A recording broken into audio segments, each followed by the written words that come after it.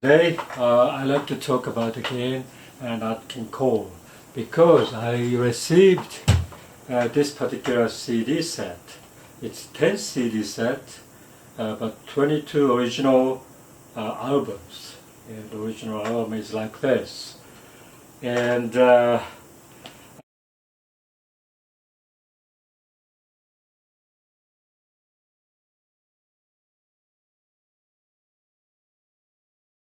so I was so happy to receive this. I ordered this and without knowing this is coming from Europe, like Germany. And so it took a long time to come here, but finally it's arrived. And all 10 CDs are very intact, very nice. And I was amazed how the Nat King Cole's career went. I think he started from 1950s on, and 1965 he is already passed away, and he is only lived like 46 years. 46 years old, he passed away. So, wow, gosh, those great artists, they leave so quickly. And I was listening. Of course, some of them are my favorites. I have lots of CD already by him, and also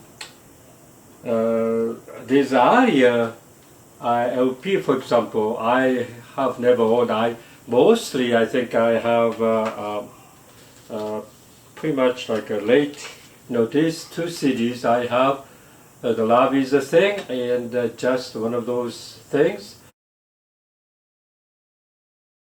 I love those CDs. I own these, but most of them I never heard of, and also songs.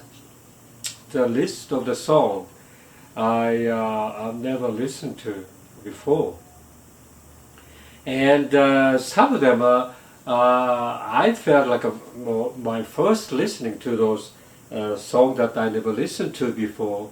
It's like, wow, this is like not that good. It's not great lyrics. Lyrics is kind of repetitious and no content in the lyrics. And so, well, some of them are not that good. And the process of making the LP, for example, for Nat King Cole, I think maybe it was difficult.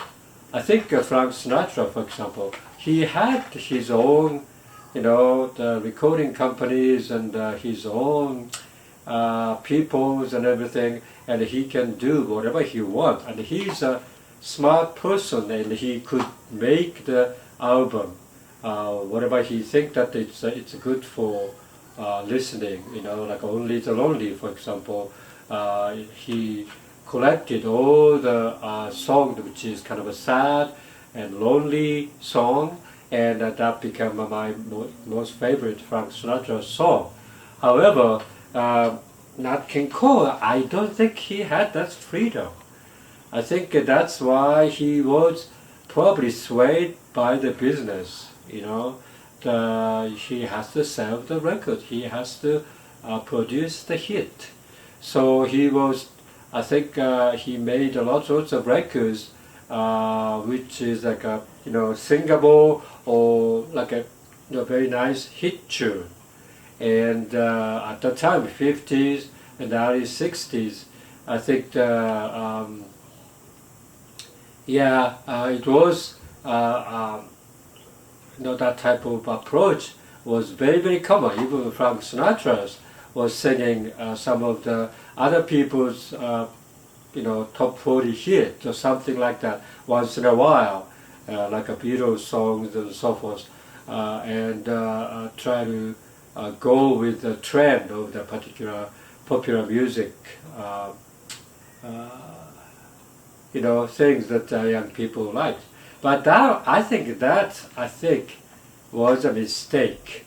I think even for Nat King Cole, I wish he could have more freedom to compose his own music and his own lyrics even, try to come up with his own talent, showing the good song. But I don't think that wasn't the case. And I have the reason why I got into Nat King Cole is that I had this CD, or maybe 5 years ago. I got this is like a thrift store, very cheap, like $2 or $3 or something. But this is a 4 CD set, and it's compendium of the great Nat King Cole's popular hit song. And so I really love this, and but I wish I could hear the original album where the song originated, and so that's why I kind of researched, and I found this particular 10 CD set, which is I thought it was very, very nice. But some of the LP, for example, original LP, I have no idea, and any of the songs I never heard of it. And if you listen to very carefully, I think you kind of became to kind of accustomed to his style, his choice of songs, and then you may like it. But I was amazed that he has so many LP that I never knew existed. And now this is 22 original album, but nonetheless, this is not all the original albums he created. He has more albums that it's not in here. So now I wanted to have the other albums, which maybe it's hard to combine. But anyway, so I'm glad to have this, and I got to thinking that he has a very good voice, a very good singing style, very good in creating this atmosphere of like a warmth and I would say love, I would say. So creating that particular atmosphere, which is very nice. And he sang a lot of the popular Rogers and Hart, Cold Water, Arvin Berlin type of songs here, and that's fine. But also he had lots of songs that I just like I said, I never knew before, and so because of my first hearing of it, I didn't get much impression. You have to kind of listen many, many times and you stick to it, and so that's I have to do. But for example, this "Love Is a Thing" is my most favorite album of his, and in this there is a song called I think I would just find a song called "Oh, It's All in the Game." That particular song, when I first heard this album entirety, and wow, each song is very, very nice, very warm. They had a song like a Stardust, like Ain't Misbehaving. So some of the song, "Love Is a Thing," I never knew what that song is, but I like that particular song as well. But "It's All in the Game," that particular song's lyrics kind of stuck in my mind, and wow, that's I really like to listen to that song. Which album was that? And then finally I found out that this is a "Love Is a Thing" album. But anyway, so I recommend this "Love Is a Thing" is best anyway. But lots of other songs that I never listened to. Could be the also discovery that I may like it, and unfortunately probably those songs are not popular, therefore you don't have much opportunity to listen to it. At that time, I was listening to the radio. Radio is the only source of their, knowing the different songs. But radio only, broadcasts the popular songs there. So when I got this, I really liked this album, this 4 CD set. And this is, by the way, the Reader's Digest publication. So, yeah, it is kind of a Reader's Digest. Used to be, I think it's not anymore, very, very popular all over the world because Reader's Digest produced this particular small book of Reader's Digest, which takes all the articles from the books, the magazines, all these things, and abridged version of the whole entire articles, and put it in there. So it was very, very popular. So Reader's Digest become a big industry, and I think this is one of the reasons they created this,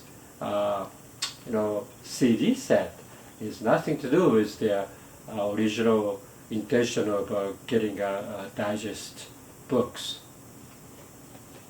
Anyway, so in this one, lots of songs that I kind of really, really loved, and I really wanted to get those original album. This is the one there, and so I'm glad to have this, and I'm glad to have this opportunity at my age. I mean, he was popular in 1950s, 60s. Probably not the 70s anymore because he wasn't around, and gosh, you grew up in your entire life history.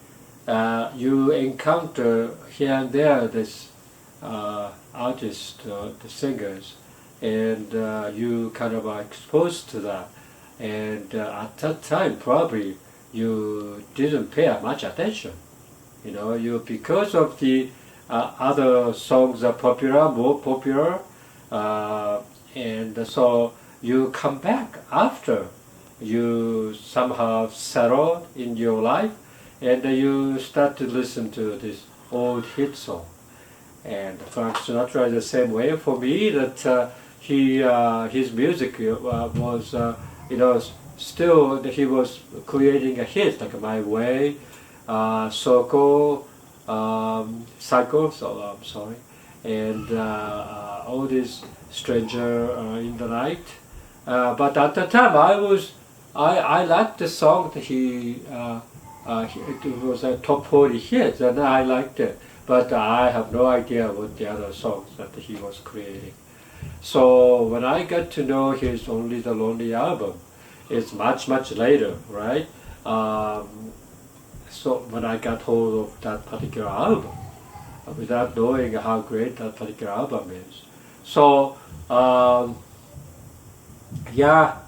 so that's why I think LP culture, I think it's very, very important that you create the particular album from your own,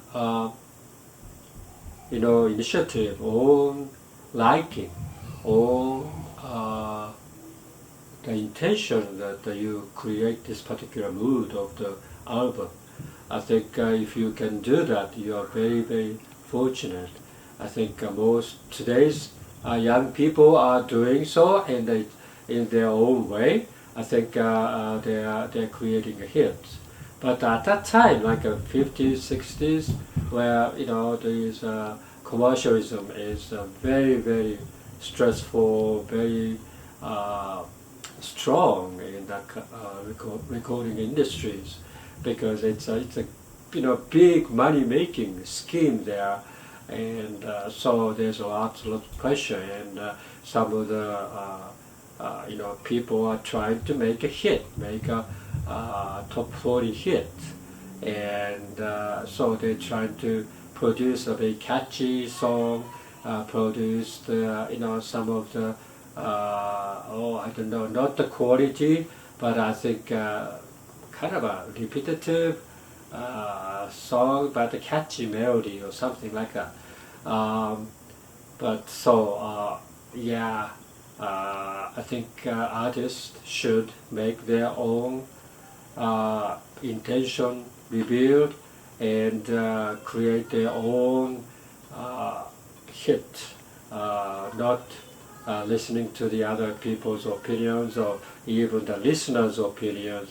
You want to create your own voice, own the contents of the meaning of the album, and that's what I really wished after looking at all these great, I think, original album, but some of them I think didn't have much intentions of a theme. I think kind of a solid, one theme on the particular albums. It doesn't have that. It's like lots of mismatch, and so I get kind of disappointed in that aspect because some of the great voice, like Perry Como, for example, I really like. So I got the Perry Como's original album set as well. But his album, especially, I think, just this novelty song, which is I don't care for that much, and some of the songs are not that good. And so that is the case most of the time. Most of the, Vic Damone, for example, I like his some of his album, but not so many albums are created like that. Jazz vocal, I think I would say more consistent, like Ella Fitzgerald, Sarah Vaughan, Nancy Wilson. That's my big three of a female jazz vocalists. I think they pretty much try to create their own voice, own singing style, and own choice of music, which is good. But Nat King Cole is not a jazz singer, and he's a popular singer. Therefore, he wasn't doing that. So that's the shame, I would say. And that's my thoughts today. Today is the July 60th. It's kind of a mid-summer already, and I really felt like summer is already peak, and there's a lot of song. Even Nat King Cole has like a "Those are the lazy, hazy, crazy days of summer." That song, and under the boardwalk. That's a drifter song, and all the summer, good summer, image of the world is here now. The sunny, warm, hot, and humid maybe, but it's you have to go outside.